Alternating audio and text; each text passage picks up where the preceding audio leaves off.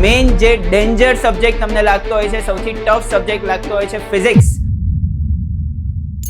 છેલ્લા 3 વર્ષના પેપરનો આપણે ચેપ્ટર વાઇઝ એનાલિસિસ કરી દીધો છે. એક બ્લુ પ્રિન્ટ સ્ટડી કરી દીધી છે. લગભગ 60 to 70 માર્ક્સ આપણા ખાલી આ 6 ચેપ્ટરમાંથી આવવાના છે. 10 થી 12 માર્ક્સનું ખાલી ચેપ્ટર નંબર છે. 12 ક્વેશ્ચન્સ, 12 ક્વેશ્ચન્સ એક્ઝામમાં પૂછાય છે. એમાંથી તમારે ખાલી 8 જ અટેમ્પ્ટ કરવાના છે. પણ આપણે શું કરીએ છીએ એઝ અ સ્ટુડન્ટ કે મોટા ભાગના લોકો ઓપ્ટિક્સ તૈયાર કરવામાં બહુ જ બધો ટાઈમ આપે છે, મેગ્નેટિઝમ પાછળ બહુ જ બધો ટાઈમ આપે છે. Hello students, welcome to Gyanshala. તો 2027માં જે બી સ્ટુડન્ટ્સ 12th સાયન્સની એક્ઝામ આપવાના છે એમની માટે આ વિડીયો બહુ જ ઇમ્પોર્ટન્ટ થવાનો છે. મેઇન જે ડેન્જર સબ્જેક્ટ તમને લાગતો હોય છે, સૌથી ટફ સબ્જેક્ટ લાગતો હોય છે ફિઝિક્સ, એમાં 2024 થી 2026 યસ છેલ્લા 3 વર્ષના પેપરનો આપણે ચેપ્ટર વાઇઝ એનાલિસિસ કરી દીધો છે. એક બ્લુ પ્રિન્ટ સ્ટડી કરી દીધી છે. આ વિડીયોમાં આપણે યુનિટ વાઇઝ, ચેપ્ટર વાઇઝ કઈ રીતના બોર્ડમાં ક્વેશ્ચન્સ આવતા હોય છે, કઈ રીતના MCQ આવતા હોય છે, 2 માર્ક, 3 માર્ક, 4 માર્ક ક્વેશ્ચન્સ કયા ચેપ્ટરમાંથી પૂછાતા હોય છે, રાઈટ, એના વિશે મેઇન વાત કરવાની છે. અને મેઇન સૌથી મોટો ઇશ્યુ એ થતો હોય છે સ્ટુડન્ટ લેવલે કે અમુક ચેપ્ટર્સ કે જે બહુ જ ઇમ્પોર્ટન્ટ હોય છે 12થમાં, 2, 4, 5 અમુક ચેપ્ટર્સ એવા હોય છે કે જેનું ચેપ્ટર વાઇઝ વેટેજ 10-10 માર્કનું છે અને એ ચેપ્ટર્સને સ્ટુડન્ટ અવોઇડ કરતા હોય છે. અને સામે અમુક એવા ચેપ્ટર્સમાં બહુ જ બધો ટાઈમ આપી દેતા હોય છે કે કદાચ એનું બોર્ડ એક્ઝામ માટે એટલું વેટેજ નથી હોતું. તો છેક એન્ડ સુધી વિડીયો આ ખાસ જોજો. છેલ્લે મારે તમને એક બહુ જ જોરદાર, બહુ જ મજાની ન્યૂઝ પણ શેર કરવાની છે. મેઇન આપણે યુનિટ વાઇઝ વેટેજથી સ્ટાર્ટ કરીએ તો ફિઝિક્સને ટોટલ 4 યુનિટમાં આપણે ડિવાઈડ કરેલું છે. યસ, 12th સ્ટેન્ડર્ડનું જે બી ફિઝિક્સ છે 4 યુનિટમાં આપણે ડિવાઈડ કર્યું છે. દરેક યુનિટનું વેટેજ 25 માર્કનું છે. એટલે યુનિટ 1ની વાત કરો તો ચેપ્ટર નંબર 1, 2, 3 3 ચેપ્ટરનું ટોટલ વેટેજ 25 માર્કનું. યુનિટ 2ની વાત કરો તો 4, 5, 6, 7 4 ચેપ્ટર છે અને એનું વેટેજ પણ કેટલું? 25. એવું જ યુનિટ 3માં 4 ચેપ્ટર છે, 8, 9, 10, 11. અને છેલ્લે જે યુનિટ 4 છે આપણું, એમાં 3 ચેપ્ટર છે, 12, 13, 14.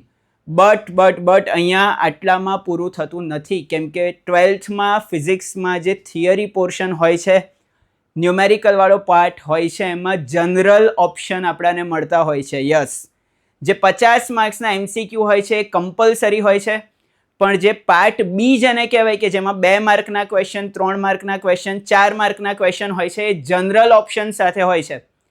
મતલબ કે આ જે વેટેજ યુનિટ વાઇઝ છે એમાં પણ માર્ક્સ વધી જવાના છે સ્ટુડન્ટ્સ. આપણે 2 માર્ક્સના ક્વેશ્ચનની વાત કરીએ તો ટોટલ 12 ક્વેશ્ચન્સ, 12 ક્વેશ્ચન્સ એક્ઝામમાં પૂછાય છે. એમાંથી તમારે ખાલી 8 જ અટેમ્પ્ટ કરવાના છે. સેમ 3 માર્ક્સના ક્વેશ્ચન, ટોટલ 9 ક્વેશ્ચન્સ, 9 ક્વેશ્ચન એક્ઝામમાં આવે છે. એમાંથી આપણે ખાલી 6 ક્વેશ્ચન જ અટેમ્પ્ટ કરવાના છે. અને 4 માર્ક્સમાં પણ ટોટલ 6 ક્વેશ્ચન્સ આવે છે. એમાંથી આપણે અટેમ્પ્ટ ખાલી 4 ક્વેશ્ચન કરવાના છે. મતલબ કે આમ જોવા જાઓ તો તમારું બોર્ડનું પેપર 100 માર્ક્સનું નહીં, 125 માર્ક્સનું છે, જેમાંથી 100 માર્ક્સનું આપણે અટેમ્પ્ટ કરવાનું છે. MCQ 50 માર્ક્સના 50 MCQ હોય છે જે કમ્પલસરી છે, પણ જે પાર્ટ બી છે એ 75 માર્ક્સનો હોય છે આપણી પાસે જનરલ ઓપ્શન સાથે, અને એમાંથી ખાલી 50 માર્ક્સનું અટેમ્પ્ટ કરવાનું છે. ને અહીંયા મેઇન ગેમ ચેન્જ થતી હોય છે કે જો સ્ટુડન્ટ્સ આપણે ખાલી 6 ચેપ્ટર, હમણાં હું આગળ વિડીયોમાં તમને વાત કરવાનો છું, ખાલી 6 ચેપ્ટર બહુ જ પ્રોપર લર્ન કરી દો ને તો ફાઇનલમાં તમારા 60 to 70 માર્ક્સ બહુ ઇઝીલી આવી જાય. મતલબ 100માંથી 70 માર્ક્સ લાવવા માટે 14 ચેપ્ટર પ્રોપર કરવાની જરૂર નથી. ખાલી 6 ચેપ્ટર કરો તો બહુ એક સારું રિસ્પેક્ટેબલ ટોટલ તમે મેળવી શકો છો. આપણે પેપર એનાલિસિસની વાત કરીએ કે 2024, 25, 26 બોર્ડની જે બ્લુ પ્રિન્ટ આવે છે એમાં ચેપ્ટર વાઇઝ વેટેજ હોતું નથી. એમાં જે બી વેટેજ હોય છે યુનિટ વાઇઝ વેટેજ જ હોય છે. પણ છેલ્લા 3 વર્ષના પેપરનો જો આપણે ડિટેલમાં થોડું સ્ટડી કરીએ તો ચેપ્ટર વાઇઝ અહીંયા એનાલિસિસ કરેલો છે. જેમ કે ચેપ્ટર 1ની વાત કરો તો 6 MCQ, તો 2024માં પણ 6 MCQ આવ્યા છે, 25માં પણ આવ્યા છે, 26માં પણ આવ્યા છે. તો દર વર્ષે ચેપ્ટર 1માંથી 6 MCQ જ આવે છે. 2 માર્ક્સના ક્વેશ્ચન, જો એક વખત 2 ક્વેશ્ચન 2 માર્કના આવ્યા, પછી 1 ક્વેશ્ચન આવ્યો, પછી પાછા 2 ક્વેશ્ચન આવ્યા. એવી જ રીતના 3 માર્ક્સનો ક્વેશ્ચન તો હજી સુધી આવ્યો જ નથી છેલ્લા 3 વર્ષમાં.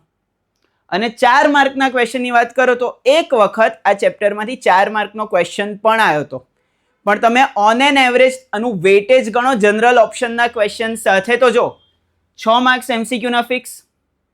2024ના વેટેજની વાત કરીએ તો 2 માર્ક્સના 2 ક્વેશ્ચન એટલે કે 6 ને 4 10 માર્ક્સ. 2025ની વાત કરીએ તો 6 ને 2 8, 8 ને 4 12 માર્ક્સ. મતલબ કે 10 થી 12 માર્ક્સનું ખાલી ચેપ્ટર નંબર 1 છે. એ જ રીતના ચેપ્ટર નંબર 2 તો 5 માર્કના એમસીક્યુ ફિક્સ હોય છે, 2 માર્કનો 3 માર્કનો 4 માર્કનો ક્વેશ્ચન ઓલ્ટરનેટિવ આવતા હોય છે. મતલબ કે આ ચેપ્ટરનું વેટેજ પણ 10 થી 12 માર્કનું છે. અને સેમ ચેપ્ટર નંબર 3 3 એમસીક્યુ પણ દર વર્ષે 2 માર્કનો ક્વેશ્ચન પણ છે, 3 માર્કનો ક્વેશ્ચન પણ છે, 4 માર્કનો ક્વેશ્ચન પણ છે. મતલબ કે આ ચેપ્ટરનું ફિક્સ વેટેજ આમ જોવા જઈએ તો 12 માર્કનું છે. અને પ્રિપેર કરવાના પોઈન્ટ ઓફ વ્યૂ કહીએ તો આપણે ફિઝિક્સના સૌથી ઇઝી કમ્પેરેટિવલી સહેલા ચેપ્ટર્સ છે ચેપ્ટર 1, 2, 3. એવી જ રીતના અહીંયા તમે ડિટેલ એનાલિસિસ જોઈ શકો છો ચેપ્ટર 4, 5, 6, 7 જે આપણો યુનિટ 2 છે. તો ચેપ્ટર 4માંથી 4 એમસીક્યુ આવતા હોય છે, ચેપ્ટર 5માંથી 1 એમસીક્યુ આવતો હોય છે, 2 માર્કનો એક ક્વેશ્ચન આવતો હોય છે. ચેપ્ટર 6માંથી ફરીથી 4 એમસીક્યુ, ચેપ્ટર 7માંથી 2 એમસીક્યુ. મતલબ કે એમસીક્યુ માટે જોવા જઈએ તો ચેપ્ટર નંબર 4 અને 6 વધારે ઇમ્પોર્ટન્ટ છે, પણ સામે ચેપ્ટર 7ને જો 2 માર્ક્સ, 3 માર્ક્સ, 4 માર્ક્સના ક્વેશ્ચન દર વર્ષે ચેપ્ટર 7માંથી આવ્યા છે. મતલબ કે એનું વેટેજ પણ આમ જોવા જઈએ તો 11 માર્ક્સનું થઈ જાય છે આપણું. તો ચેપ્ટર 1, 2, 3, ચેપ્ટર 7 આ બધા એવા ચેપ્ટર છે કે જે હાઈ સ્કોરિંગ ચેપ્ટર છે. એમાં બી ખાસ છેલ્લા 3 ચેપ્ટર જો 12, 13, 14 બહુ જ ઇઝી ચેપ્ટર. ચેપ્ટર 1 ચાલવામાં જેટલો ટાઈમ લાગે ને લગભગ 15 થી 17 લેક્ચર થતા હોય છે ચેપ્ટર 1 ચાલવામાં ભણવામાં. તમે 12, 13, 14 આ 3 ચેપ્ટર સરખી રીતના જો તમારે ભણવા હોય તો લગભગ 2-4 લેક્ચર વધારે થાય.